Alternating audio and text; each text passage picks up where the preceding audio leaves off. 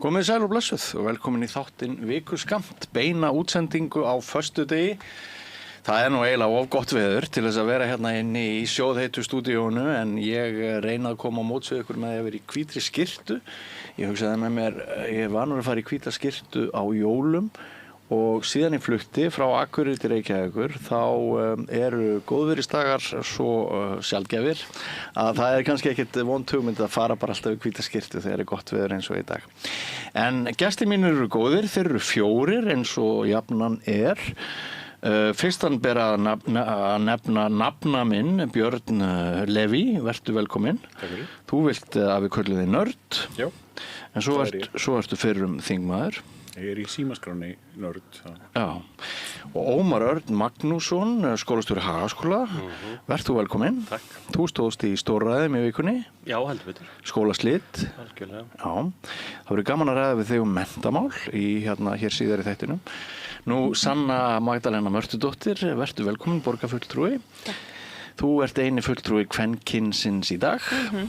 En mér til varnar voru bara konur fyrir viku, 4, þannig að og þú ert náttúrulega, þú skerðir nú svolítið frá okkur hvað varðar skemmtilega liti líka.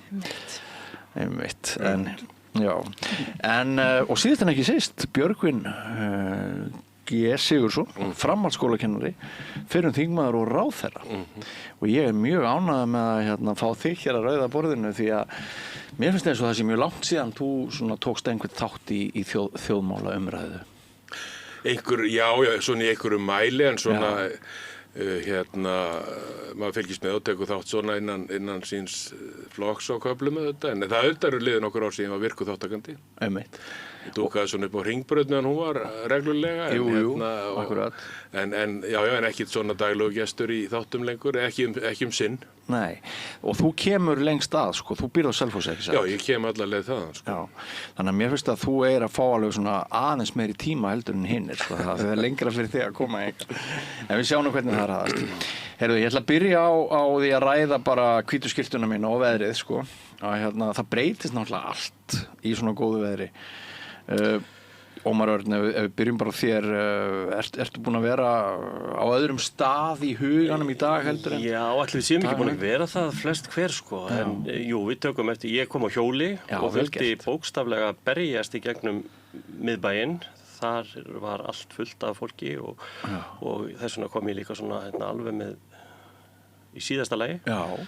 Hitti fullt af fólki sem ég þurfti að stoppa og jú, það hefur mikil áhrif, sko. Og það líka, ekki svolítið skrítið, það hlýtur að vera annarkvort fólk sem hefur eitthvað mjög merkilegt að segja eða mikla athyglisþörf sem að gefur kost á sér í svona góðu veðri í spjall hérna inni. Já, sko, þegar ég baði ykkur að koma þá vissu þið ekki að það yrði svona gott. Alls ekki. Það var ekkert sérstakt veðrið þá. Nei, það var ekkert sérstakt veðrið þá dag. Ég ykkur ótrúlega þakklátt að koma þrátt fyrir góða veðrið. Já. En hvað segir þú svona, ertu í sólskinsskapi?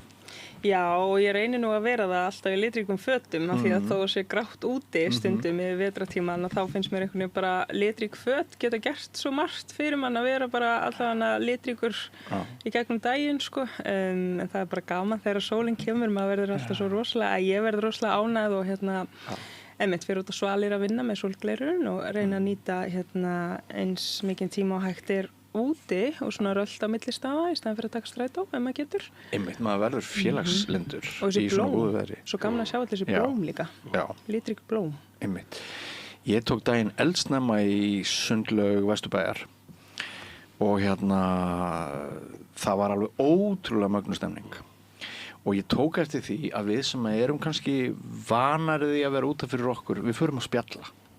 Og þetta er mjög, finnst mér svona íslenskt að í góðu veðri þá fer maður að spjalla, maður fer að hitta fólk og svona. Tengirðu við það, Björgvin? Já, ég nota svona góða daga á sumrin, ekki dagrendar en annars að því ég er hestamaður og hef svona síðustu ár þá játnaði svona þegar að fara að vora og notaði á hérna á haustið og var að ríða út í gær með dóttur minni í mikill blíðu. Þannig ég var mjög ánægður í gær að þetta var ekki, að þátturinn var í dag, en svo var þetta ekkert síðra veðrið í dag. En við áttum góðan dag í því og ég stunda það mikið á sumrin og svona samhliða að því að hann svo talandi svona titlaði, svo rekum við þarna Hluftu bara nafni fram og náðu í hérna í að sullaðist næðast niður. Já, svo hérna rekum við svona smá ferðarþjónustu fyrirtæki hérna, Jarðsevegum hérna austur í Gnúpverjahreppi, rétti á Flúðum. Já. Og maður svona samstillir þetta, hestamennskuna og það yfir sumarið. Svo er ég búinn að vera að kenna núna 3 vetur í Fjölbrautaskóla Suðurlands, svo er enda nokkur ár og við erum nú bara hérna í þessu húsi hér hjá Multikulti. Kendi þar átti 100 námskeið sjálfsagt, íslensku fyrir útlendinga og kenda líka á Selfossi hjá Fræðslunettinu og er að gera enn og var að klára í fyrradag. 8 vikna námskeið. Þannig að það er skemmtileg vinna og þess vegna tengi maður nú líka þegar maður er búinn að vera svona kannski partur af, ég hef kent hópum til dæmis, ég kendi fólki sem kom bara nýlent frá Úkraínu fyrir nokkrum árum. Og stór hópur af fólki ýmsum aldrei kunna enga ensku og þú þurftir eiginlega að finna allt námsefni upp bara svona frá grunni til að geta náð svona tengslum. Þannig að maður tengi líka því að við erum að fara að tala svona þessi málefni útlendingu og innflytjenda á eftir. Þannig að þegar maður er búinn að vera að vinna einhvern veginn við málaflokka eins og þennan, þá tengi maður tilfinningarlega við hann, kannski umfram það sem annars væri. Nákvæmlega. En saknarðu einskis úr pólitíkinni í Björgvin? Jú, ég sakna margs úr henni, ég er nú oft spurður að þessu og var ég hef nú alltaf verið þáttakandi, ég var í þinginu, ég kem fyrst inn á þing í október 99 þegar Samfylkingin 9 árin til sem kosningabandalag og var að vinna með henni alveg frá því þarna þá vorið og verð svo framkvæmdastjóri þingflokksins og flokksins og kem sem varaþingmaður og svo þarna á þingi til 2013 og 14 eða 15 síðast. En ég saknaði þessu oft, guð mig góð, mér finnst þetta skemmtilegt, þetta auðvitað, það þarf ekkert að útskýra pólitík, allir veit hvernig hún er, sumum líkar þetta starf og öðrum ekki, en ég var náttúrulega í þessu svona frá því að ég var, 28 ára, 44-45 og þú stundum var þetta stór skemmtilegt og stundum ekki, við vinnum þetta sólarhringinn og allt þetta, en fyrir þau sem hafa gaman af stanslausum mannlegum samskiptum í blíðu og stríðu, þá er þetta skemmtileg starf og mér fannst þetta það svona yfir það heila. En auðvitað gekk mikið á þessum tíma og frá því að ég byrjaði þarna ungu maður með Samfylkingunni og svo 10 árum seinna er alheimshrun og ég er í ríkisstjórn og allt þetta og það er auðvitað ekki skemmtilegu tími meðan á því stendur. Þú sagðir af þér? Já, í janúar 2009, janúarlók 2009. Þá sem viðskiptaráð. Já. Og svo fór svo stjórn frá og svo var ég á þingi 5-6 ára til það. En þannig að það er þetta kaflaskipta þessu mjög. En svo fyrst ég kemur á þing, aldrei komin í þinghúsi áður, þá er þetta bara allt önnur samkoma. Þetta er miklu eldra fólk, meðal þingsetan er 8-10 ár, í dag er hún varla 4 ár, allt annað, þetta gjörbreytist allt þarna 2008 og 2009 og árin eftir það, ég tala ekki um það. Þannig að það er að fylla heila þátt það allt saman. En greini ég á milli orðana að það liggi að þér finnist kannski full hröð umskipti á þingmannum? Ég held að bæði í þingi og sveitarstjórnum sé ákveðin kjölfesta líka góð. Þegar kannski að umskiptin eru mjög eins og nú er Sanna, ertu ekki á þriðja kjörtímabili, sem er mjög gott af því að þú veist, sumir hætti þetta eitt, aðrir eru lengur, þetta er ákveðin kjölfesta. Þú ert oft fyrstu árin svona aðeins að læra á reipinn.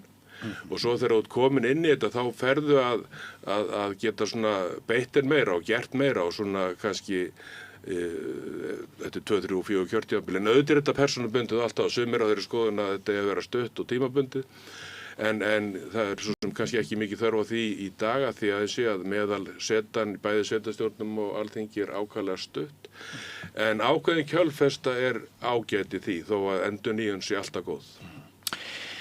Ok, góður Hálsar, þú sagði mér að þýtti ekkert fyrir mig að spyrja þig út í veðrið þegar þú... Ég er bara tölvunörd og innipúki og fagna myrkunargardinum. Já, þú fyrir skítsama þessar 16-17 gráður sem við náðum að herja fram hérna í dag. Já, algjör og þarf ég. Heyrðu, en nafni, ég ætla að byrja á því að leyfa þér að tjá þig fyrsta svona fréttamál vikunnar sem við ætlum að skoða núna. Það er náttúrulega þessi stóri hópur í Samfylkingunni sem að hefur í rauninni gert uppreisn og bendir á að það hafi ekki farið við stefnu flokksins að samþykkja þau lög sem að nú er búið að samþykkja brottfararstöð og það nú einhvern talað börnin í þessum efnum. Gjör svo vel. Já, bara open mic. Já. Sko, þetta alveg rétt að stefna flokksins er á þann hátt sem að kemur fram í þessu bréfi mitt, en það ekki alltaf það sama það sem í orði og það sem á borði. Þetta, sko, kemur mér nákvæmlega ekkert óvart með hvernig síðasta kjörtímabil var. Þegar að það var farið í þá vegferð að breyta útlendingalögunum á síðasta kjörtímabili, það var reynt dálítið á þar síðasta og það fór ekki alveg í gegn en náðist á síðasta kjörtímabili. Var dálítið svona, já, það var pínu, kaups sem voru þar á bakvið sem að kannski var áhugavert að spjalla við þáverandi ríkisstjórnarflokka Hrossakaup. Hrossakaup, já. Þetta mál fer í gegn ef að þetta mál fer í gegn og svoleiðis. Okay. En þegar að útlendingamálin komist á dagskrá á síðasta kjörtímabili að þá voru Samfylking og Viðreisn sem að höfðu áður látið í sér heyra varðandi þessi mál. Þau komu í besta falli upp í svona málamyndaræðu, við erum á móti þessu og svo létu þau ekkert í sér heyra. Nei. Það var einfaldlega að það sást á þegar formannsskiptin voru sérstaklega í Samfylkingunni að við fengum svona þau skilaboð að þingmönnum væri beinlínis bannað að fara í ræðustól og tala þessi mál, fara í mikið meira heldur en eina svona rétt málamyndaræðu og hvað þá andsvör eða annað. Og finnst þér þetta að þú getur bara, tímapunkturinn hafi bara nákvæmlega verið þegar Kristrún var forsætisráðherra? Ekki nauðsynlega út af henni, heldur út af sem sagt því hvernig samfélagsumræðan... Ég sagði reyndar ekki sem forsætisráðherra heldur formaður. Já, það var formaður. En að tengist hér líka, en samfélagsumræðan var orðin svakalega neikvæð gagnvart útlendingamálunum á þeim tíma líka, þannig að á einhvern hátt vil ég kannski frekar tengja það við þá þróun frekar heldur nauðsynlega formannsskiptin þó að það hefur verið svona ákveðin fylgning þar á milli líka. Þetta samt stór frétt. Já, rosalega. Að svona öflugir einstaklingar, fólk sem á svona mikið undir, það mótmæli þessu á þessum tímapunkti svona kröftulega, þannig að þótt þú segir þetta hafi kannski ekki komið á óvart þá miklu meiri þungi í þessu og á sér mjög stuttan aðdraganda, finnst mér líka. Algjörlega, en sko það sem við náum aldrei að tala er efnisatriði þeirra breytinga sem hafa verið gerðar núna á undanfarnum misserum. Vandinn var að það var ekki verið að framfylgja lögunum eins og þau voru. Bara framkvæmd laga var ekki samkvæmt laganna bókstaf.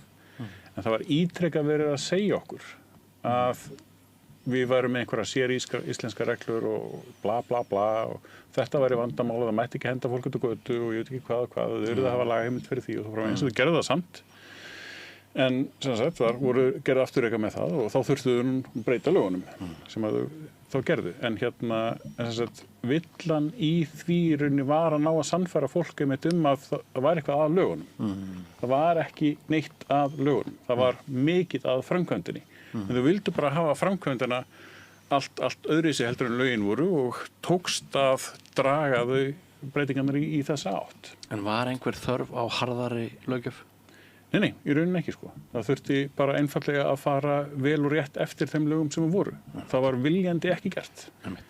Og man mér dettur í huga rétt fyrir lokin, kostnaðurinn líka sem var mikið gagnrýndur, hann var líka gjörsamlega tilbúinn. Það var eitt alveg svakalega miklum upphæðum í hluti sem þurfti ekki eða svona miklum upphæðum í. Og ég held að það sé bara einfaldlega tilbúið til þess að búa til meiri óvinseldir. Já, ég skil.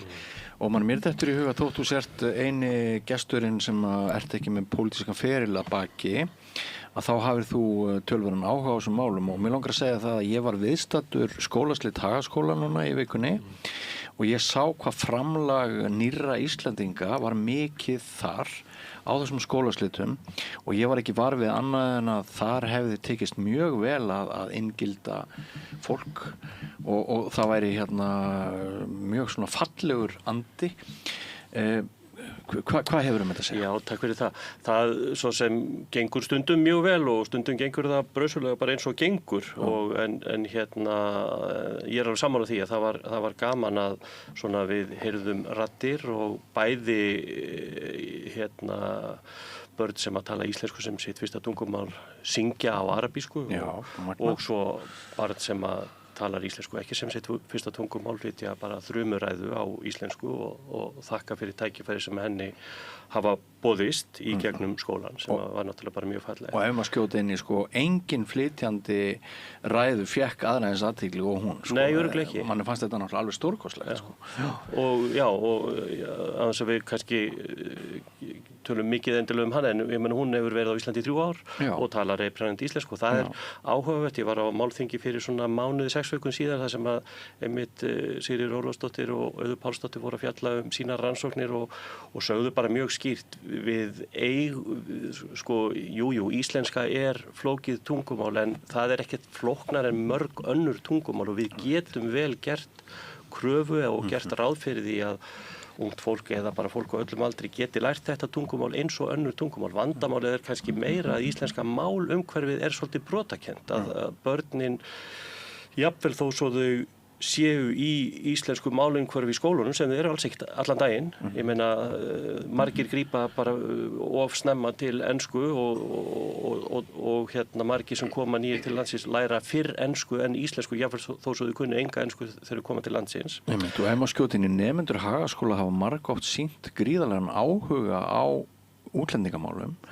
Þeir hafa hvað eftir annað efnt til fjársöfnunar þar sem að fé fer til fólk sem í einhverju krísu, hvort sem það eru flóttamenn eða hverju það eru og finnst þér ekki svolítið skrítið að á sama tíma og ykkar heimur sá sem hann og maður upplifir hann sem gestur þarna í háskólabíó og skólaslit að það sé verið ef að segja fangilsa börn? Jú, þau hafa gert það en ég samt alveg sammála Birna, ég upplifi líka bara hvað umræðan hefur breyst ofboðslega mikið bara á ótrúlega stuttum tíma og við erum að sjá, við sjáum bara í nemendahópnum okkar brottvísanir sem að fara algjörlega hljóðlega í gegn á þess að nokkuð gerir sem að hefði ekki gerst fyrir 5-10 árum síðan eða bara 2 árum jafnvel Þetta góður punktur. Fjölmiðlar stukka okkur einustu brottvísun fyrir nokkrum árum. Ekki fyrir einustu. Já, margar.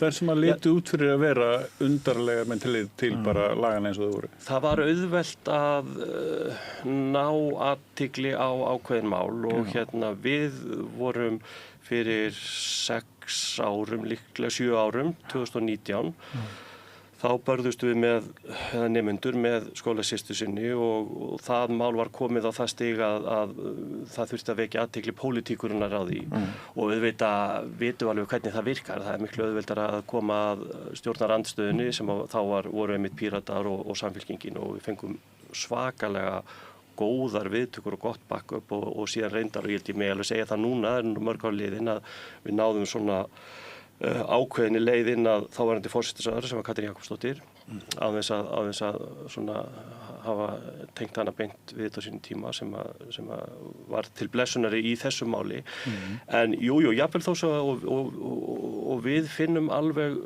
fyrir jákvæðum hugmyndum nemenda okkar yfirleitt en það samt breyting á umræðunni og orðræðunni frá því fyrir örfáum ára síðan og við erum í fyrsta skipti núna erum við að ræða við nemendur hatursorðræðu gagnvart fólki sem ekki Íslendingar. Já, og fyrsta skipti af því ykkur leið ekki eins og þið þyrftuð að gera það áður. Já, nákvæmlega. En eru nemendur að hverfa úr skólanum? Já. Og hvernig tilfinning það? Við erum í Vesturbænum, það sem sagt, hvað heitir það? Jóðhúsið einhvers konar móttökustöð eða biðstofa eða eitthvað þess að þannig að það koma nemendur að fara. Og hvernig tilfinning það fyrir skólastjórnendur og nemendur? Það alls konar og það eru líka, og það má nú svo sem alveg segja það líka, það eru aðstæður og ástæður eru mismunandi og þetta eru í mörgum tilvikum, þetta eru ólík mál en það og hafa verið í gangi mál þar sem að börn eða fjölskyldum brottvísað og án þess að og þau vilja ekki fara Sumt kannski rétt með en annað ekki. Ég skal ekki segja það En hvað finnst þér að börn megi fangelsa? Sko, við héldum því náttúrulega mjög stíft fram og höfum haldið fram þegar við höfum þurft að vera málsvarar barna í skólunum að ég meina, það eru einfaldur barnasáttmáli sem við eigum að fylgja og það er alveg ótrúlegt að þegar við berum hann upp við, eða bárum hann sérstaklega upp við suma stjórnmálamenn fyrir 6-7 árum síðan og þá svona upplifið ég bara mjög sterkt að tilfinningi væri svo að barnasáttmálin gildir á Íslandi sum börn, íslensk börn. Sem alls ekki hugmyndin og það meiri sem kemur fram í honum að hann gildir að sjálfsögðum öll börn og gildir sérstaklega börn sem eru á flótta. Sanna, þetta ekki ranglæti sem verið að fremja með þessum lögum? Þessum ólögum? Já. Manni finnst líka eins og þegar við komum inn á umræðan, hún er svo harkaleg og bara eitruð oft hvernig það verið að tala fólk með erlendan uppruna eða erlendan bakgrunn að það sem að stjórnmálafólk hefur sumt leyft sér að segja og það sem við sjáum á samfélagsmiðlum og svona í kommentakerfinu að það sem að fólk er að leyfa sér að segja maður stundum bara hvert erum við komin sko og einhvern veginn hvernig þessi hugmynd að útlendingar séu einhvern veginn að taka eitthvað af okkur innfættum hvernig hún hefur fengið að viðgangast og í rauninni þessi hugmynd búin til og maður spyr sér bara hvað, þú veist sérstaklega sko börn sem að upplifa þetta, hvernig allir þeim líði og þetta, hvað segir maður, þetta orð sem er valið, hvað brottfarastöð, þú veist það er alls konar svona orð notið til þess að lýsa einhverju til að reyna að láta hljóma út fyrir að vera skárra en það er en það er náttúrulega verið heimil til að færa börn og barnafjölskyldur frelsissvipta börn og barnafjölskyldur og það er mjög alvarlegt og maður spyr sér í rauninni sko hvað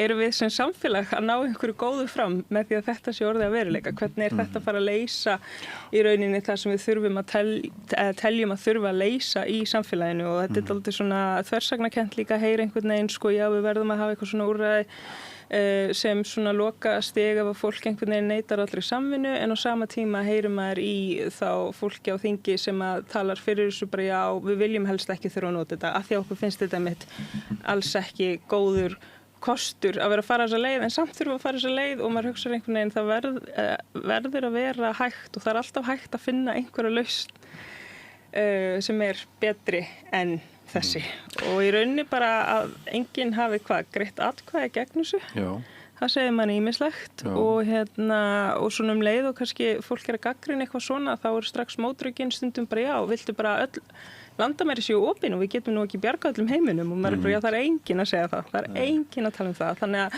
pólarnir eru líka orðnir svo andstæðir það er bara einhvern veginn svart og hvítt allt eða ekkert og svona erfitt kannski að ná að ræða málefnilega hvað við erum raunverulega að tala og svolítið eins og það sé bara einn póll á Alþingi það er dálítið áhugavert og líka eins og að sé sko vera snúið sér dálítið að miðflokknum og sjálfstæðisflokknum til að einhvern veginn mæta þeim það er auðvitað mjög sorglegt og við erum náttúrulega ekki með vinstri rödd á þingi og það segir ýmislegt. Þið vantaði ekkert mjög mörg atkvæði upp og það komast inn á Alþingi í síðustu þingkosningum. Þú hefði látið heldur betur í þér heyra núna. Heldur betur. Er það ekki? Heldur betur. Og þetta er svolítið skrítið að við erum náttúrulega ekki með Pírata, við erum ekki með VG og það er bara svo oft sem að við söknum þess að fá ekki hina hliðina núna inn í þinguna. Þeir eru með 11% eða svo sem að mitt fengu atkvæði en engan fulltrúa en einu sinni er kosningakerfið að svindla dálítið á sem sagt atkvæðan fólks. En öll þessi samtök, Amnesty, eða ekki, Barnaheill, UNICEF, var ekki umboðsmaður barna líka með umsögn, þú veist, öll þessi samtök og það er einhvern veginn bara eitthvað, nei. Herru Björgvin, þú ert búin að, þú ert í flokki sem hefur haft alveg fádæma vinsælan foringja, leiðtoga Kristrúnu hefur verið þakkaður uppgangur Samfylkingarinnar og glæstur kosningasigur síðast og við erum með alvöru stjórnarskipti, við erum bara með flokka núna í ríkisstjórn sem að mjög margir fagna að séu þeirri stöðu því að það er náttúrulega hættulegt þegar sömu flokkarnir eru alltaf við völd og það verður til spilling og það verður til andrúmsloft sem við viljum ekki að sé, þannig að við viljum held ég flest okkar að svona blási súrefni ríkisstjórnir Íslands. En í þessu máli þá hefur Kristrún fengið töluverða ágjöf. Hve slæmt mál þetta fyrir flokkiðin? Sko í fyrsta lagi þá einmitt eins og þú nefndir að ríkisstjórnarflokkarnir hafa sýnt á mörg góð spil á þessum tæpu 2 árum. Veiðigjaldafrumvarpið, almannatryggingamál og þjóðaratkvæðagreiðslan framhaldið innan Evrópusambandið sem verður kannski betur á eftir. Þannig að þau hafa gert margt mjög gott og ég eindreginn stuðningsmaður þessar ríkisstjórnar. Já. Og Kristrún sannarlega reif Samfylkinguna upp. Hún var pikkföst svona á ákveðnum stað og hún gerði það svo sannarlega og á þá ég mikill stuðningsmaður og aðdáandi hennar og fylgir mjög í pólitík á flestum sviðum en hins vegar fylgir maður aldrei hvorki flokkin ég foringja í blindni í einhverjum prinsipmálum sem eru manni andstæð, allan ekki ég. Nei, það gerist kannski Sjálfstæðisflokknum en ég ger það ekki og þannig það ekki Samfylkingunni. Já, núna, en það hefur ekki verið þannig. Við höfum oft tekist á ýmis mál. Ég var bara rifað upp í gær að ég skrifaði færslu á Facebook á miðvikudagsmorgun þetta frumvarp sem var ekki þó orðið að lögum og þá vissi ég til dæmis ekki þennan hóp sem var einhver leit orðin til og bréf sem var í vinnslu og fleira og allt það. Og ég rifjast ég held að þetta sé í annað skipti á aldarfjórðungi sem ég skrifa svona sérstaklega og ákveði gegn einhverju sem er í gangi efnislega. En einmitt til að setja þetta í samhengi að því að þú nefndir það svo réttilega áðan hvernig meginstraumurinn hefur færst til á undraverðum hraða. Eins og sannarlega segja það sem fyrir nokkrum misserum var óhugsandi að sjá, heyra og lesa í opinberu umræðu nánast orðið að einhvers konar normi og það hörmulegt. Og öll stjórnmálin, þau hafa sveiflast í einhverjum skilningi mjög svona á stuttum tíma til hægri, ef við getum kallað þessi sjónum með það, að fjárhægrið yfir í svona á mjög svona andstyggilegar brautir við og hinir, útlendingar lokum okkur af, við sjáum þetta út allt í flestum löndum og sérstaklega löndunum mörgum í kringum okkur. Þetta mál vont fyrir Samfylkinguna? Já, það allavega í augnablikinu. Við veitum að það vont. Hve vont það og hve vont það fyrir Kristrúnu? Ég held að það þurfi ekkit í lengri tíma þurfið ekkert að verða svo vont fyrir hana þannig. Þetta veiki ekki stöðu ríkisstjórnar? Jú, það getur einhverju leiti kannski en ekki endilega en líka til að setja þetta í samhengi aftur að þetta þetta samstarf. Þetta samstarf að 3 flokka. Þetta mál sem að ráðherra Viðreisnar, dómsmálaráðherra kemur með þarna inn. Þetta var gamalt mál sem að var mikil draumur fyrir ráðherra Sjálfstæðisflokksins, Guðrúnar Hafsteinsdóttur. Af hverju leggur Viðreisn áherslu á þetta mál sem að leggur gríðarlega áherslu kemur mér nefnilega óvart. Þau eru alltaf að tala mannréttindi, það mjög mikið hinsegin fólki í Viðreisn og þau eru alltaf að tala mikilvægi þess að allir hafi rödd. Og enginn mér skildi fría þeim þess. Og það kom svolítið í ljós í svona lokaspretti kosningabaráttuna til borgarstjórnar Reykjavíkur að þá virti stundum vera hvað lengst á milli Viðreisnar og Miðflokksins sem að nánast útilokuðu samstarf hvor við aðra og svo framvegis. Og Þorgerður Katrín, formaður Viðreisnar, lýsti því yfir fyrir 2 árum að línan í sandinn dregin þar að börn yrðu aldrei vistuð í fangelsi, sem börn fólks á flótta. Þú ert að vitni það sama og Þórhildur Sunna hér fyrir viku. Já, og þarna var línan dregin og þessu tekum maður mark á. Já. Og ég taldi, og þegar ég heyrði þetta fyrst fyrir nokkrum árum, ég fréttum þetta með varðhaldsmiðstöð, úrræðið, lokaða, brottfara miðstöð og hvað þetta var allt kallað í svona meðan þetta var að gerjast, þá þótti mér þetta óhugsandi. Mér fannst þetta þessu liti svo mikill meirihluti var á móti, þetta væri svo andstyggilegt mál. Og þess vegna kom þetta einhvern veginn mjög illa við mig, þetta uppreist? Nei, ekki að minni hálfu. Þetta bara verið að þessi hópur sem stendur á baku bréfið, hann verður frekar tilviljana kennt. Þetta gult spjald. Þetta vissulega gult spjald og það verður að senda mjög skýr skilaboð til þingflokks Samfylkingarinnar og ríkisstjórnarflokkana allra. Þetta beinist ekki að forystu Kristrúnar Frostadóttur sem slík og þess vegna oft svolítið orkar á tvímælis þegar svona sent út opið. Átti þetta bréf að vera lokað á þingflokk og framkvæmdastjórn, áhrifin af því hefði verið lítil. Þetta svo stórt mál og þetta snertir svo viðkvæma strengi og stjórnmál eru náttúrulega fyrst og fremst snúast tilfinningar. Það stutt á milli flokka á Íslandi í efnahagspólitík, þannig laga séð. Það ekki verið að takast á í augnablikinu að svo miklu leyti einkavæðing og almannarekstur og fleira. En þarna liggjast miklar skurðarlínur. Þetta eru lífsgildi, þetta svona filosófía og lífskoðanir fólksins. Og þetta snerti bara djúpan streng, réttlætiskennd og svona siðferðisvitund mjög margra. Öðrum finnst þetta léttvægara, þessi stilt upp kannski og fólk getur reyndað að stilla sig einhvern veginn mýkra upp að það sé fjölskyldan saman, það sé garður og róluvöllur og allt í fína. En þetta lokað úrræði, þetta fangelsi og það eru mörg önnur úrræði til heldur en þetta. Þú notar orðið fangelsi? Já, svo sannarlega og það gerði ég í Facebook-festur á miðvikudaginn og gerði aftur og þá var ég búinn að lesa málið eins og kom út úr nefnd eftir aðra umræðu. En nú skaðinn skeður, Björgvin? Já, hann það í allavega meðan að gildistöku ekki frestað og málið skoðað betur þar sem að sérðu það einhvern snúning? Það sem að ekki sé ég þar svo sem augnablikinu hefur svo sem ekki sérstaklega kannski hlera það akkurat en það sem að hefði verið lang heppilegast þegar svona ólga í svona viðkvæmu máli kemur upp að málinu eru fresta. Það væri ekki klárað í hasti fyrir þinglok að vori eða sumri og unnið betur af því að þetta sérstaka ákvæði það sem að fyllti mælinn og þar var farið yfir línuna. Þetta með börnin og fangelsið og það vísaði sænska leið og kanadíska leið og ýmsar aðrar leiðir sem eru færar. En hefur eitthvað heyrt að flokkur fólksins hafi viljað keyra þetta gegn? Ekkert sérstaklega, ég svo sem sé bara fæslur kannski frá einstaka stuðningsmönnum eða þingmönnum sem að gera lítið úr gagnrýni okkar og það virðist vera mjög mikill stuðningur við þetta mál innan Viðreisnar og Flokks fólksins og þess að ég ætla að leggja neinum orði munni eða neitt til, það bara virðist vera. Innan Samfylkingarinnar þetta eins og fram hefur komið mjög umdeilt mál. Og bara til að sýna allins þessi hópur sem baku bréfið ekki einsleitur hópur sem var til fyrir eða tók sér saman í einhverju samsæri.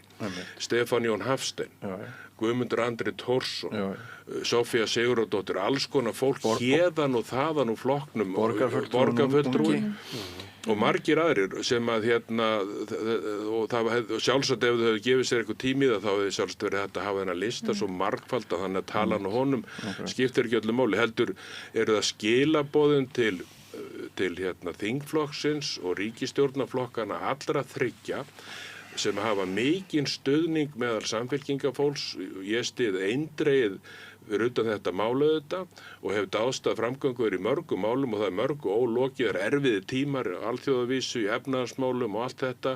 Framundan æsispennandi og gífurlega mikilvæg atkvæðagreiðsla sem við ætlum kannski að koma inn á hérna á eftir. Þannig að ég vona það besta að þau vinni úr þessu máli. Ég hef ekki séð neitt úr þingflokknum ennþá tjásum með opinberlega. Þau hljóta að gera það og þarna margt fólk sem að hefur örugglega sterkar skoðanir á þessu. Þannig að þá bara eftir að koma í ljós. En ég vona þetta og eins og ég sagði, það orkar þetta tvímælis og eftir á kannski sá maður fyrst svolítið eftir því var þetta kannski langt gengið að senda þetta bréf, að taka þátt í þessu af því að það manni mjög þung spor. Svo ég hef á þessum árum síðan Kristrún kom fram verið mjög eindreginn stuðningsmaður hennar og ennþá að verða áfram og þetta snýr ekki að henni af því að vonbrigðin voru kannski ekkit síður bara að stjórnarflokkunum öllum og þingflokki Samfylkingarinnar sem slíkum. Kristrún sat ekki inn í allsherjar- og menntamálanefnd og vann þetta mál.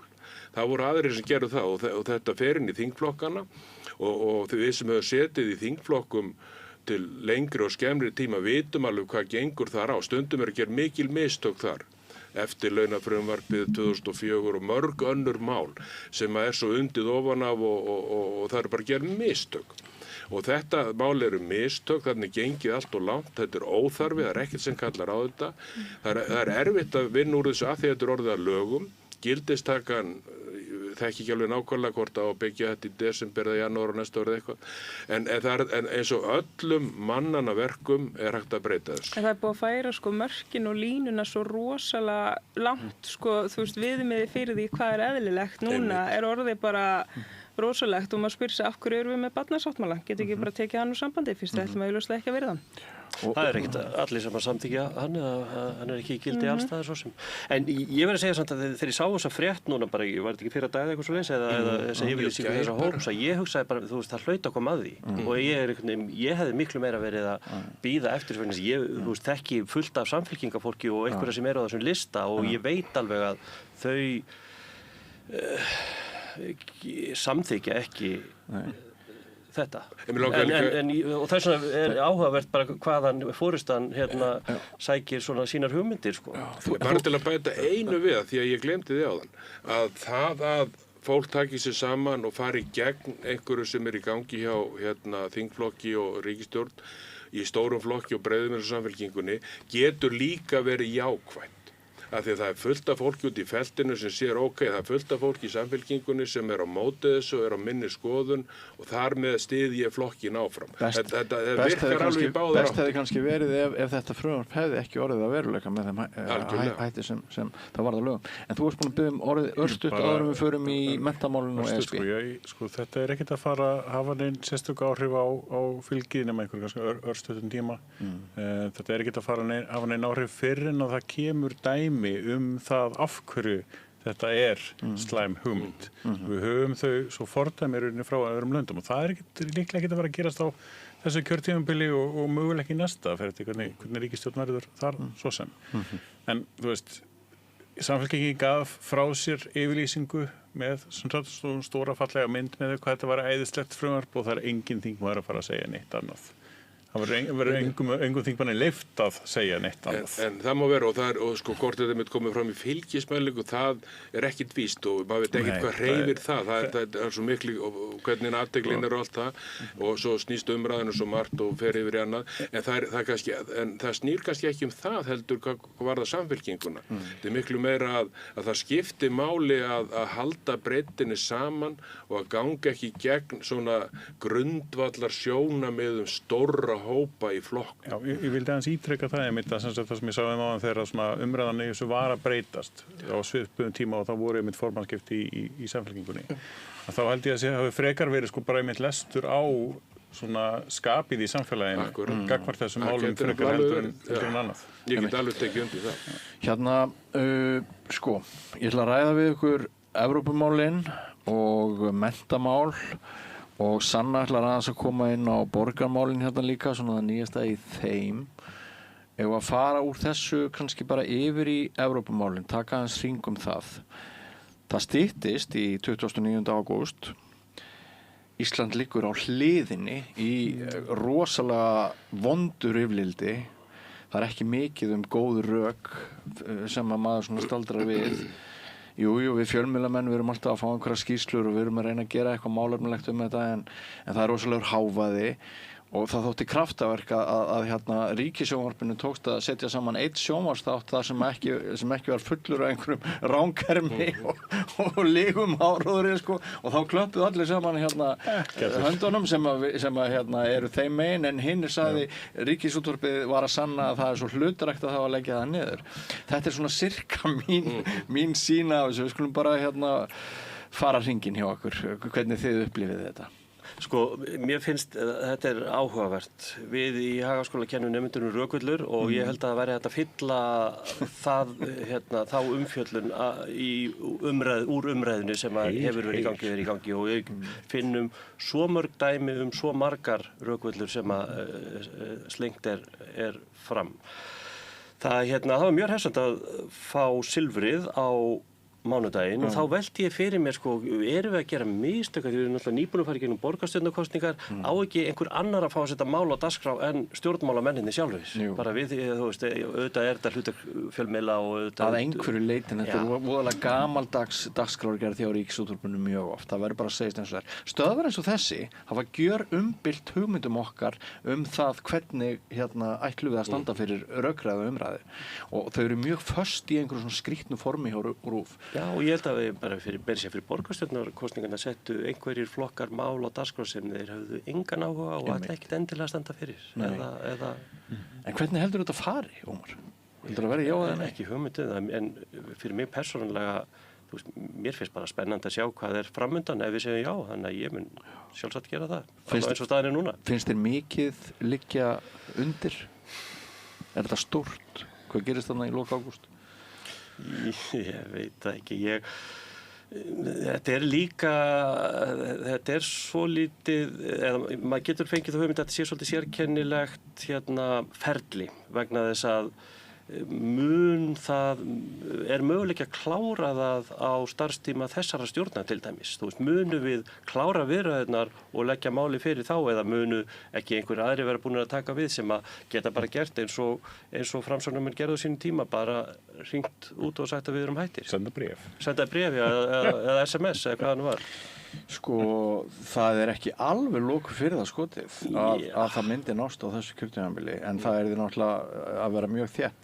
Það er forvitnilegt, ég var að lesa skýrslu í fyrradag að upptaka evru hefur tekið frá 3 árum, frá því að svona ákvörðun er tekið nú upp í 19 ár á milli aðildarríkja ESB, þannig að það sumar þjóðir og við erum náttúrulega komin ansi langt í þessu ferli, þannig að ef það er bara já og já þá kannski þarf þetta ekki að taka svo rosalega langa tíma.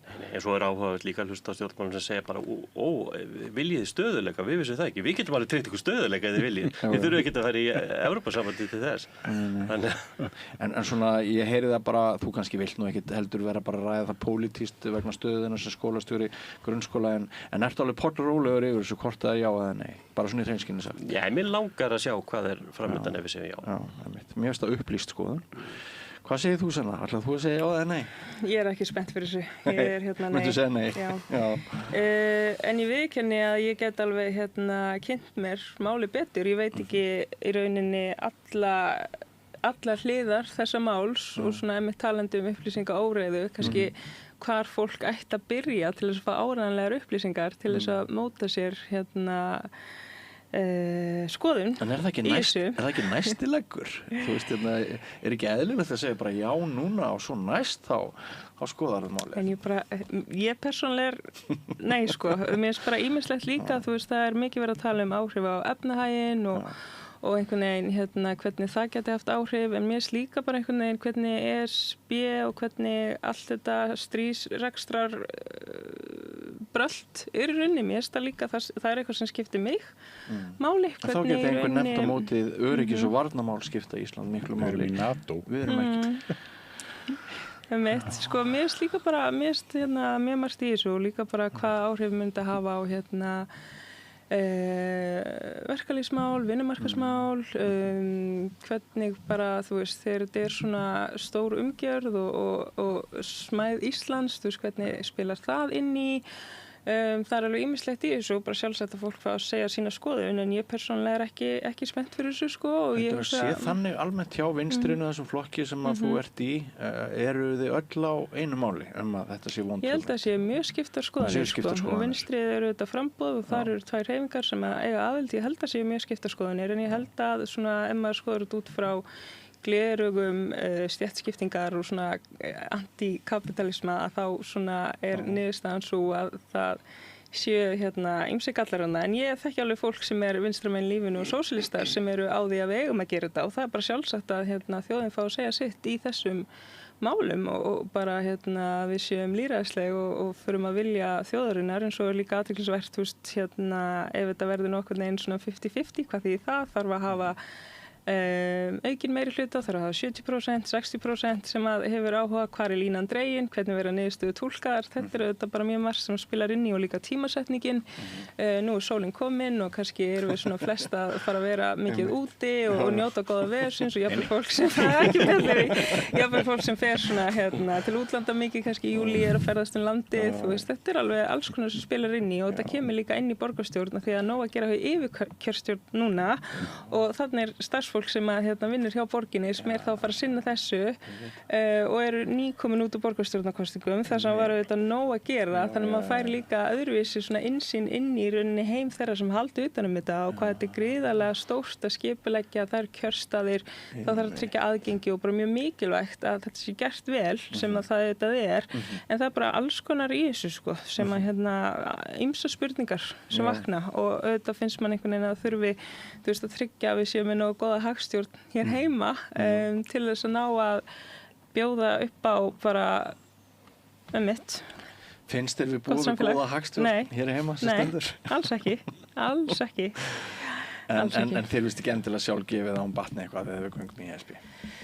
Ég á erfitt með að sjá það sko, en ég meina, ég veit að fólk hefur sína skoðanir á þessu og kannski eitthvað fólk sem sammála mér í flest allir sem núna hissa á því að heyra mig segja þetta og alveg kannski gapandi, en ég meina við höfum bara ólíkar skoðanir og bara sjálfsagt að fá að kjósum það og en maður líka bara upplýsingar, það er mikilvægt að við fáum réttar upplýsingar til þess að fólk geti kynnt sér málin vel og einhvern veginn treyst því að upplýsingarna sem við fáum sé sannar og réttar.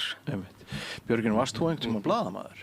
Já, ég var svona á þessum háskólaárum og fyrsta árin þá var ég risti í stúdentablaðinu, ég vann á vikublaðinu í Alþýðubandalaginu, ég skrifaði leik í Mannlíf og nokkuð tímarit þannig að það. Fekk einu sinni boðum vinnu hjá Gunnari Smára, þegar hann var Fókus á DFF. Já, ok. Og en ég var mjög viðlátandi þá og svo var ég með Söðra, Systurblað. Alveg rétt. Þíns góða Akureyri vikublaðs. Já, hann Ámundafélag okkar og pressunni. Þannig að ég var viðlátandi, ég er búin að viðlátandi ritstörf og ég var bara klára bókarhandrit núna Þjórsádal og fleiri. Ég hef búin að viðlóðandi það alla tíð sko. Það sem átt að fylgja þessari sko spurningu ef svarið var já sem ég myndi að það væri það var sérðu fyrir þér hvernig Morgunblaðið mun láta síðustu dagana fyrir 29. ágúst miðað við hvernig það lætur nú þegar? Nei, það er eiginlega ekki hægt að ímynda sér það því að þeir náttúrulega munu fara auðvitað hamförum en aðeins málið að því að sko ég er náttúrulega búin að vera eindreginn stuðningsmaður aðildar eða minnstakosti þess að við ljúkum aðildarviðræðum í mjög langan tíma. Ég var formaður þingflokks, 20 manna þingflokks Samfylkingarinnar í júlí 2009 þegar við samþykktum þetta í þinginu naumlega. Með hjásetu 2 þingmanna sjálfstæðismanna, önnur var núverandi utanríkisráðherra og atkvæðum 2 og Framsókn og svona blöndu atkvæðagreiðsla sem var auðvitað hið besta mál. Málið fyrir fram og það mallar þangað til í janúar 2013 og þá er það stoppað af kröfu Vinstri grænna að því að var að styttast í kosningar og menn treystir ekki til að klára það og kannski tíminn runnin út. Það var búið að opna og ljúka fullt af köflum, það voru eftir þessi stóru kaflar og við þekkjum það. Sjávarútvegskaflinn var aldrei opnaður, landbúnaðarkaflinn var aldrei opnaður.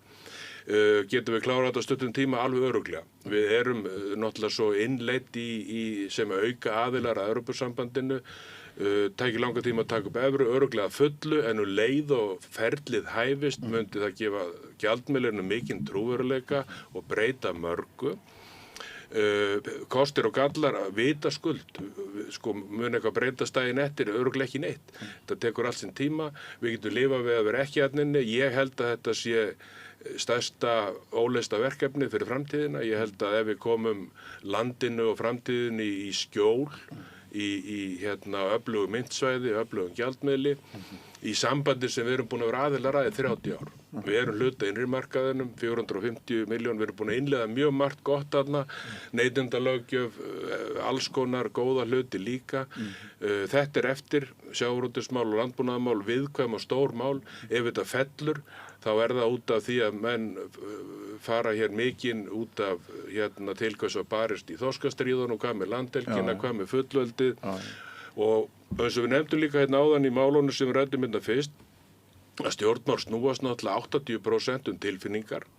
Efnahagsrökin eru evran og gjaldmiðillinn. Langstærstum hluta snýst tilfinningar. Það sem ræður úrslitum og lokametrunum í sumar verður það. tilfinningaáhrifin sem voru mögnuð upp. Við sjáum Brexit fyrir 10 árum.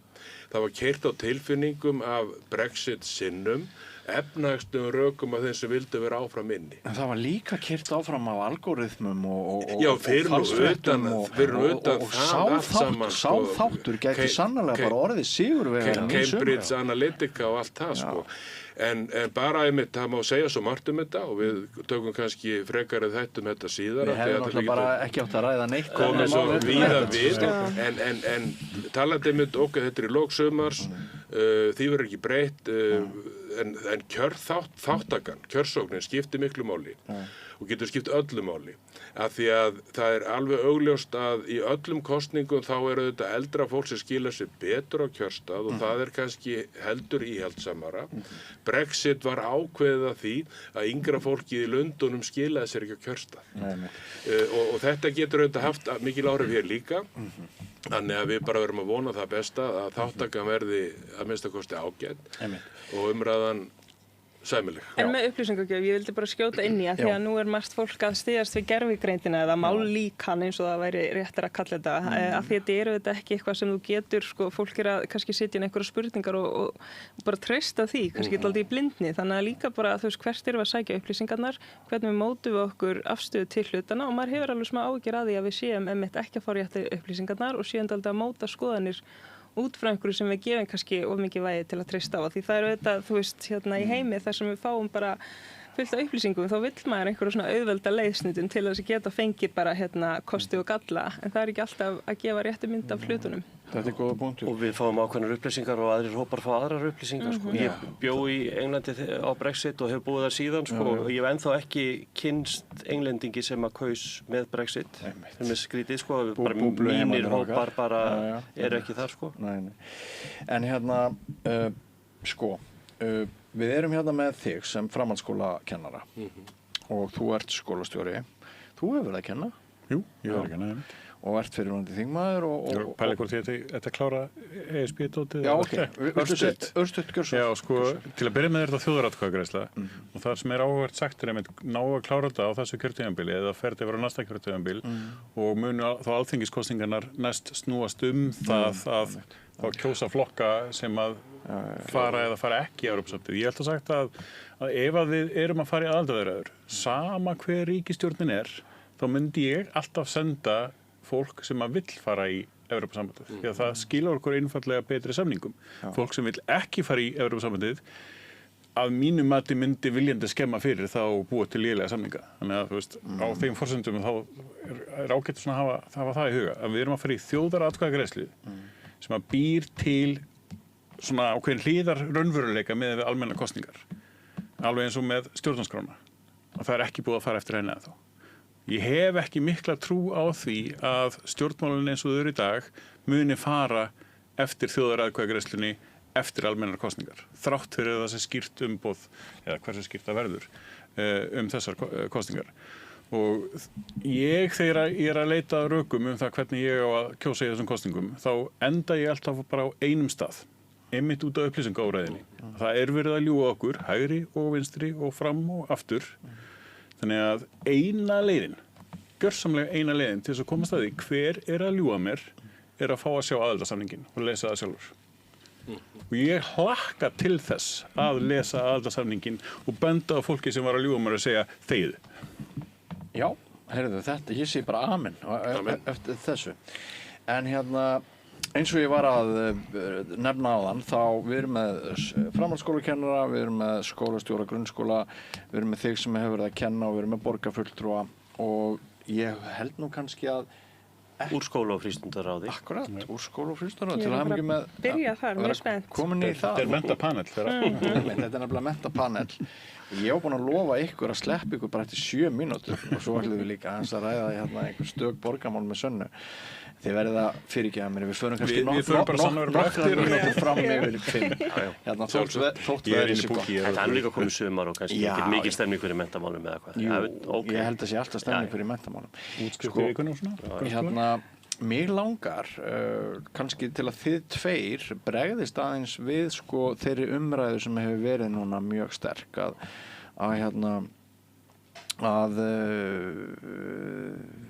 það hefur verið grafið undan trúverðuleika menntakerfisins mjög ákveðið og á sama tíma þá finnst mér nú alveg liggja fyrir að þegar við erum að hengja skólana þá ættum við líka að vera að ræða heimilin vegna þess að ég hef sjálfur áttað mig á þeirri menningarbreytingu sem hefur orðið bara í mínu eigin heimili í áratugunar ás frá því að ég átti fyrst grunnskólabarn og núna að þetta eru tveir ólíkir heimar en eitthvað þarf að gera talandi um Mokkan, það er bara búið að keyra á því núna í hálft ár að við séum með ömurlegt menntakerfi það sé í frjálsu falli það þurfi en sterka leiðtoga sem að núna er Inga Sæland sem ætlar að vera kraftaverka karismatröllið sem að breytir öllu sko og mér langar til þess að fá ykkur tvo til þess að bregðast við þessari umræðu í nokkrum orðum áður en kannski Sanna og Björn Leví fá orðið. Sko, því við nú erum á seinni part á föstudegi, að því að það væri mjög gaman að ræða mjög margar hliðar á þessu, en það er líka, það er áhugavert það sem þú nefndir, því þú finnur fyrir þessu bara í þínu umhverfi og þínu heimili. Við tókum á móti foreldrum verðandi 8. bekkinga fyrir 2 vikum og þeir fundir voru í gamla dag alltaf bara róa fólki að það verður allt í lagi þó að börnin eitthvað sé að fara að skipta skóla og eitthvað þess að en núna er nú bara svolítið spenningu fyrir að koma og hefur verið í mörg ár og við hins vegar höfum tekið þá svolítið stefnu núna að ræða bara mjög markvisst við foreldra það að ef við ætlum að ná árangri þá þurfum við að leggja okkur fram. Og má alveg vera skemmtilegt en það þarf alveg stundum að vera svolítið erfitt og við þurfum að forgangsraða því ofar á listan hjá okkur ef að við ætlumst til þess að við náum árangri í því sem við erum að gera.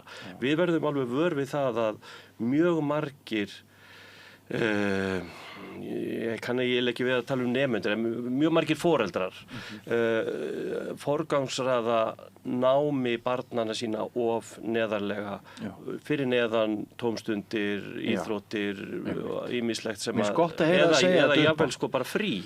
Akkurat. Og vegna þess að ástæðan er bara svo að það að læra, það sem að gerist í hausnum á okkur, það tekur tíma, það þarfnast einbeitingar, það þarfnast friðar svæðis og það þarfnast endurtekningar og það þarfnast þess að við komum að náminu við ólíkar aðstæður nema við ætlum að læra bara og kunna bara í skólastofunni. Við þurfum að læra heima.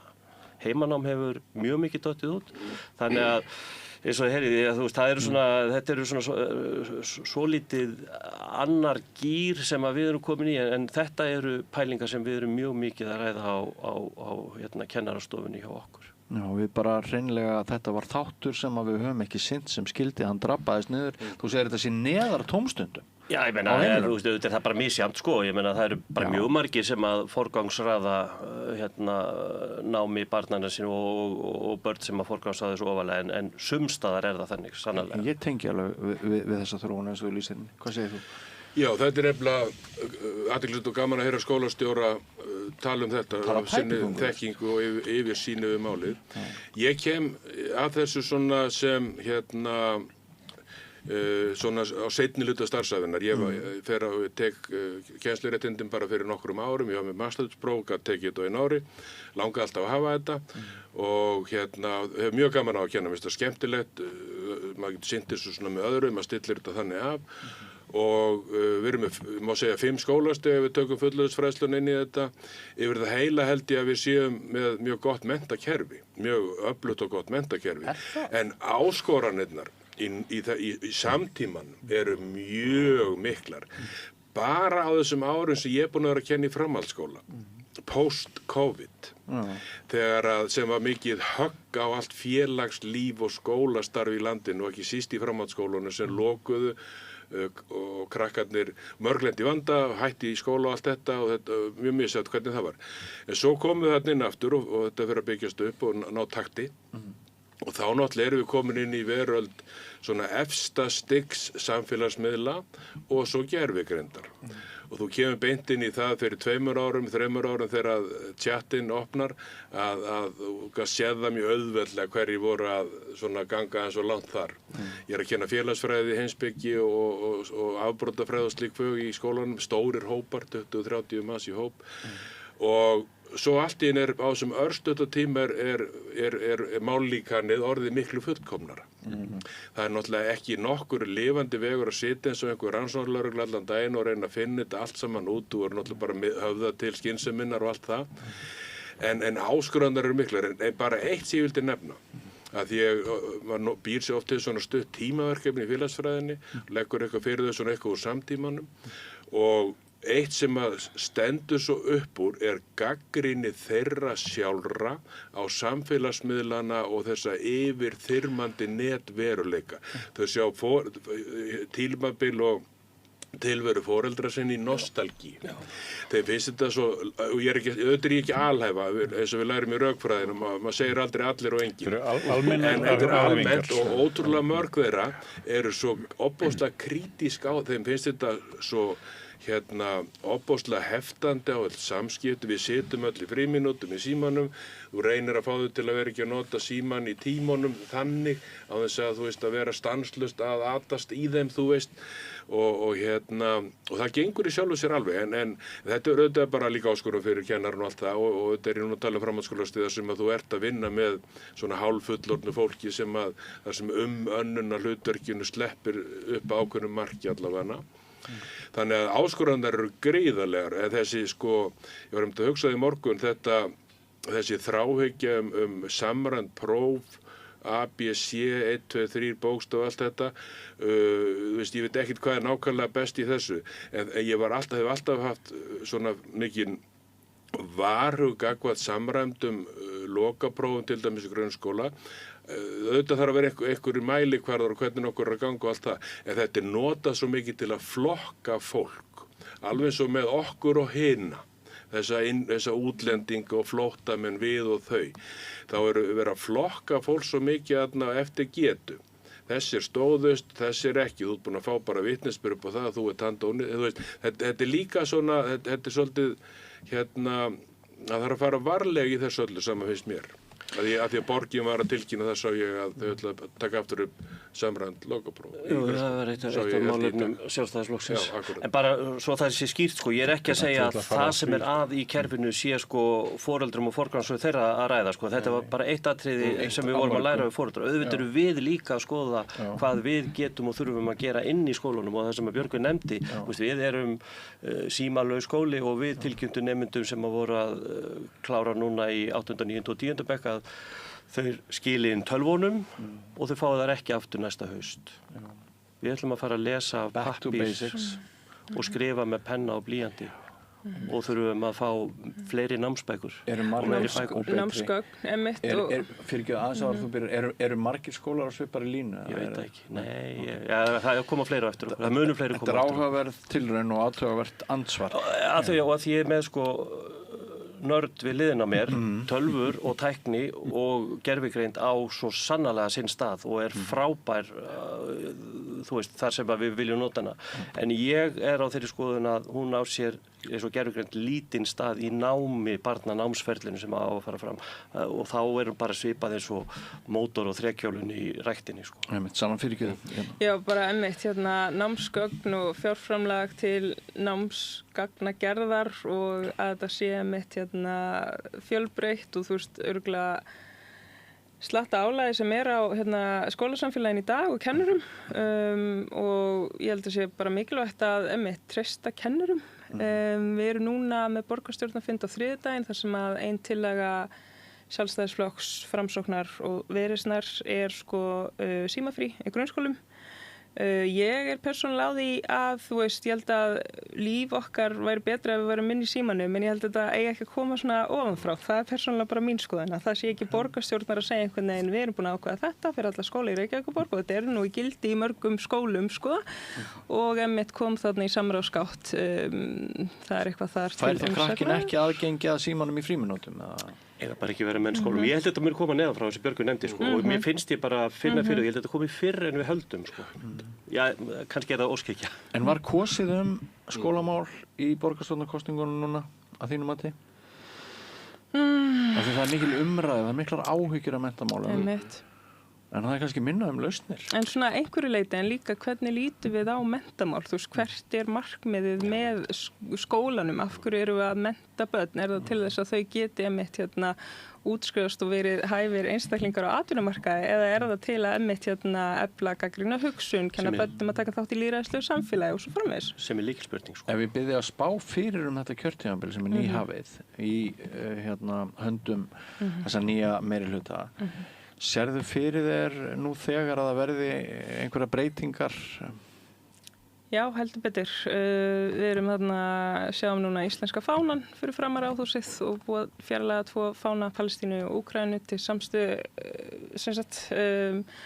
og við sjáum líka að það er búið að segja upp samningi sem var gerður við hjólabúa. Það er fólk sem að kýsa að búa í hjólhýsum eða húsbílum og fyrrum samstarfsflokkar 5 sem að ég var hluti af síðasta kjörtímabili. Við gerðum afnotasamning við hjólabúa þannig að þau getur verið á öruggum stað og höfðu lengi verið á Sævarhöfða sem var bara í rauninni hættulegt og Það er bara verið ákveðið þetta í dag eða? Þetta var ákveðið að fundi borgarráðs á 50-daginn og þetta er tilkynnt í dag að því að var trúnaður þangað til að var verið að rauninni tilkynna þessu umsögn og það er rauninni ekkert sem að tekur við. Ég meina fólki verður ennþá til staðar í sínum svona þú veist, hvað ætlum við að gera? Óttast að þetta verði meirihluti hinn sterka og stóra? Ég meina þeir eru náttúrulega með hægri áherslur en það er auðvitað athyglisvert að lesa verkefnalistan þeirra sem svona eins og þessi meirihlutasáttmáli og í húsnæðismálum til dæmis að þá stendur við ætlum að treysta markaðnum til þess að byggja húsnæði sem eftirspurn er eftir.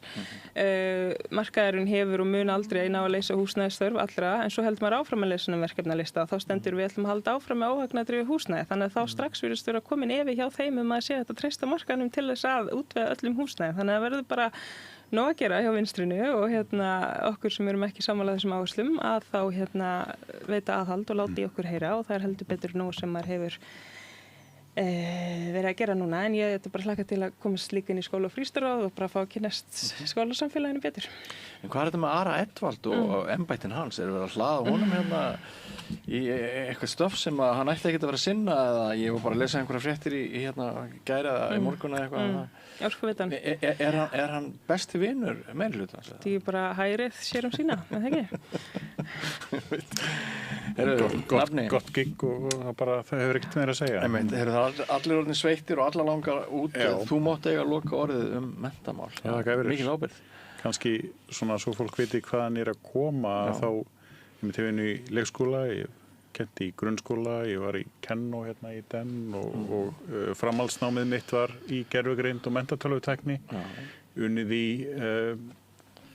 Lánasjóð íslenskra námsmanna fyrir langalöngu og námsmatsstofnun og menntamálastofnun og ég kom með að menntun svona á sko núna þrefaldan hátt eiginlega. Það er að segja sem sagt, ég fór í gegnum menntakerfið sjálfur alveg upp í framhaldsnám og svo svona hálft í hvoru aftur sjálfur sem sagt kennari og núna með krökkum. Þannig að ég er búin að vera koma ansi mikið að í þessu blessaða menntakerfi og það er vissulega búið að breytast núna svakalega mikið svona á undanförnum 10 árum eða svo svakalega ákveðin áherslubreyting þar. En einhverja hluta vegna að þá erum við með rosalega mikið að mér finnst að þetta virki svona. Flokkur fólksins var með eitthvað verkefni sem einhver var að keyra í Vestmannaeyjum og leggja rosalega áherslu það og maður sér ekki mikið vísindalega ritrýndar greinar árangur. Þau eru alltaf vitandi Vestmannaeyja. Ég segja það einmitt, ekki mikið vísindalega greinar þann árangur og það er alveg stranglega bannað að setja á svona einhver verkefni sem maður myndi bera saman við árangur annars staðar á landinu.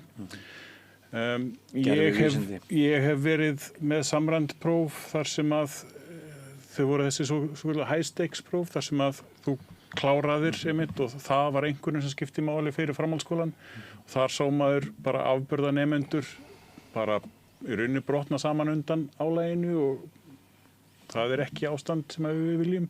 Samræmdu prófin eins og þau eru til dæmis í Finnlandi eða voru það allavega voru, já, vissulega samræmd en tekin þegar að kennarum fannst nemandinn vera tilbúin til þess og það eru einmitt eins og hefur verið undanfærtum árum ekki svona high-stakes-próf. Það eru ákveði gæða eftirlit gagnvart skólanum en ekki gagnvart nemandanum.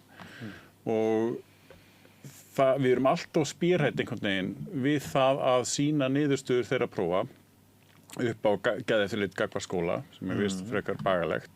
En á sama tíma þá veit ég eftir að það mitt unnið í Menntamálastofnun að það voru ýmsir skólar sem að héldu bara nemendum heima til þess að það kemi svo sem betur út fyrir skólan. Það er semst ekki flökkusaga, það er bara staðar. Nei, það er ekki flökkusaga. Nei, það er sko ekki flökkusaga. Bara alls ekki. Sko, það voru 12% nemendar sem tók ekki PISA í Danmörku, sko, vegna lesblindu. Það er ekki 12% Dana lesblindu. Nei, og svo með PISA-prófin líka, það var mjög góð umfjöllun sem að Eiríkur Rögnvaldsson var með, sem var með ykkur á bréfinu, að í PISA-prófunum þegar voru að skoða málskilning og svo framvegis, þá verið að vinna mjög mikið með orðaforða sem þau vita hver tölfræðileg þekking er á í öðrum löndum. Hérna erum við ekki með það tölfræði, þannig að við erum bara að nota orð og texta sem að er ekki almennt kannski góður málskilningur á. Það er nýleg rannsókn á náms- og orðaforðanemenda sem hafa verið gagnlegt. Það vonandi fyrir að batna. En þetta var svona núna er alltaf búið að vera svona. Þannig að það að horfa á PISA-prófin hérna og bera það saman út undir svona, það er ekki alveg verið að bera saman epli og appelsínu þó bæði prófin heita PISA-próf. Þannig að það er svona ákveðin staðfæringar í gangi sem að breytir niðurstöðunum. Og það, sko, ég hef séð fullt af rannsóknum sem að sýna rosalega góðar útkomur á góðri notkun á gervigreind í námi, á tölvum í námi, en það bara þarf ákveðið átak til þess.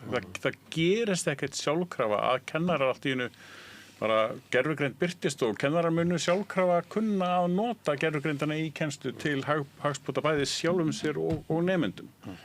Þannig að ég horfi alltaf á þetta svona og þá að banna, lausnin er að banna síma eða banna gervigreindina eða einhverjar svona töfralausnir. Þegar maður fer og skoðar rannsóknar þá svona, nei, það er ekki góð hugmynd. Við þurfum að læra á þróunina af því að þróunin bendir okkur í þá átt sem samfélagið verður í framtíðinni. Og við þurfum að læra vonandi á framtíðarsamfélagið eða allavega að fara í áttina að því. Og það er sérstaklega mikilvægt á þeim tímum sem það er að breytast svo vakalega mikið og það eru engar aðrar vísbendingar en það að þær munu breytast ennþá hraðar og meira á næstunni heldur en það er gert á fyrri árum. Erfitt að tala um gervigreindina þegar við vitum náttúrulega ekki bara hvað hún verður allavega eða hvað hún er núna. Sko. En ég veit hvað viðhorf ég hef til gervigreindarinnar. Ég nota hann ekki fyrir en ég þarf að gera það. Ég er bara mjög einfald að sýna á þetta. Ég er hræddur að vöðvinn minn hérna uppi, hann fara að rýrna og ég fari að missa einhvers svona skapandi element hjá mér. Hvort það gerir rétt. Já, ef þú nota gervigreindina þannig að það er bara, þetta er einhvern veginn þrællin eða eitthvað svoleiðis og þá gerist það. Ég mun svo sannarlega taka hana upp daginn sem ég þarf að gera það og daginn sem ég sé að vinnan mín verður betri og allt það. En hvenær þarftu að gera það? Þegar ég er farin að fá að heyra það daglega að vinnan minn sé léleg og ég þurf að taka mig á. Ég gerði dæmi daginn mitt að það var einhver fullur einhverju þingmanni hvernig staðan væri maður bara sendir einfalda fyrirspurning gegnum gervigreindina og að sjálfsögðu skoðar heimildirnar þá þarf að fara að skoða og leita hvort hún sé ekki að bara fabulera og gervigreindin skilaði mjög einföldu svari sem að var það var þetta að sannreina sem var betra heldur en fabuleringin hjá þingmannunum. Þannig að á þeim nótunum að þá á að vera rosalega auðvelt fyrir okkur að biðja þingmannunum að gera allavega betur en gervigreind. Þeir eru ekki að því. Það verið að loka orðin hjá okkur í dag. Ég var næstu búin að segja kvöld af því að þetta eru svo miklar andstæður að vera hér í þessum hita en ekki með neina glugga og maður veit að þarna úti er góða veðri. Við vonum öll að það sé ennþá. En ég ætla allavega að sleppa ykkur Björn, Leví og Ómar og Sanna og Björgvin. Búið að vera mjög gaman að fá ykkur í heimsókn. Kæra þakkir. Takk fyrir komuna öll fjögur og kæra þakkir til ykkar hlustendur og áhorfendur fyrir að fylgjast með okkur. Það verður þáttur í kvöld sem ætlaður ungu fólki klukkan 7 held ég hann sé, hérna nýr og skemmtilegu þáttur, og svo verðum við í fyrramáli klukkan 9 með nýtt helgispjall sem að Gunnar Smári tekur. Þannig að dagskrá samstöðurinnar lifir áfram og þið fylgist með okkur og við fylgjumst með ykkur. Takk fyrir í bili, ég heiti Björn Þorláks, verið þið sæl.